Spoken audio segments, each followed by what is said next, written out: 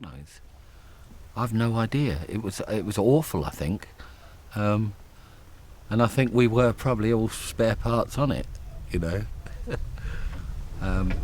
I don't really remember. I think I think there was quite a lot being smoked around the time, and I think the boys were busy having a laugh, you know, and we were having a good time, which wasn't reflective really in the music, I don't think, around that time.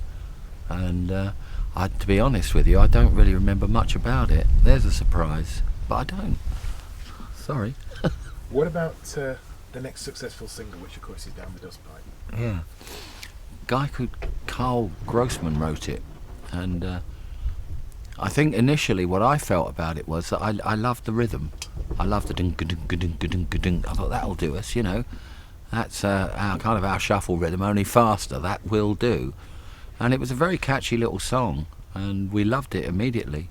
And I remember the artwork on it. It was a kind of something going across the sky, farting, wasn't it? And a whiff of sort of gas coming out the back of it, which I wasn't really that keen on, but it was different. And again, I mean, I think that propelled us off into more so in the direction we wanted to be going in, you know. And it was part of the package, and we still play it live to this day, or part thereof. Now with Mark Kelly's, I mean, my old man used to have a saying that if you keep a shirt long enough, ultimately it will come back into fashion. Yeah.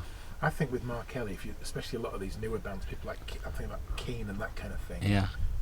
It sounds like that album could come out next month and would just fit exactly where we are right now. Yeah. It was very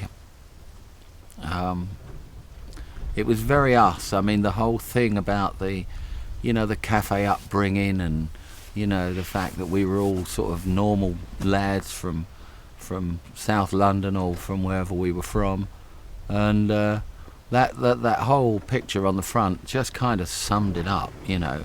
And it was such a great picture, and I still never knew who she was, the woman in the picture. But I mean, as you say, it's become like a cult album now, and there was a painting of it recently at the pictures exhibition, which was fantastic. I really wished I'd bought it. I think Rhino bought it. Okay. Next thing I suppose is In My Chair. Yeah. I got down kind of late to the session for In My Chair. I'd heard a bit of it. Francis and Bob had been messing around with it over at Francis's place, and I'd been over there and heard a bit of it, and I thought, fuck, this is good.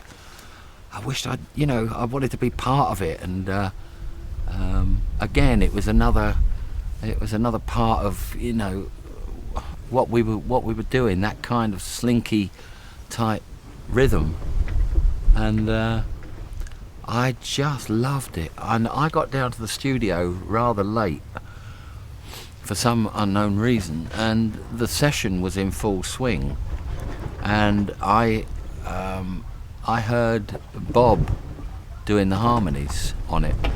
Walked in and saw there was Bob, because I was late, and Bob was doing the harmonies, and it sounded fantastic, and I thought, well, there's nothing I can do about this.